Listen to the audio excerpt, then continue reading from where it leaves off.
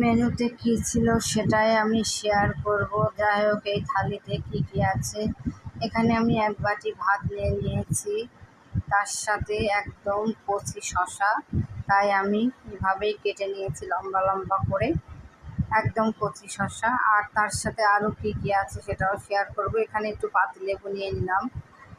আর তার সাথে করেছি কিন্তু এখানে আলু, বেগুন, পটল আর মটরের ডালের বড়া দিয়ে, ওইটা একটু ঝোলও না মাখা মাখাও না করে নিয়েছি ডালের বড়া দিয়ে।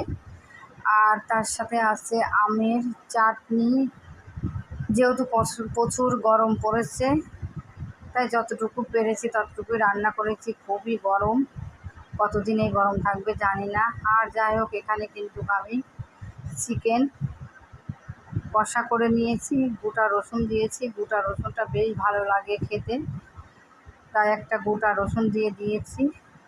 আর এখানে ঝোল করে নিয়ে আমি কষা কষায় মাংসটা করে নিয়েছি, যেহেতু তার সাথে তরকারি আছে, চাটনি আছে। এই ছিল কিন্তু আজকের থালি।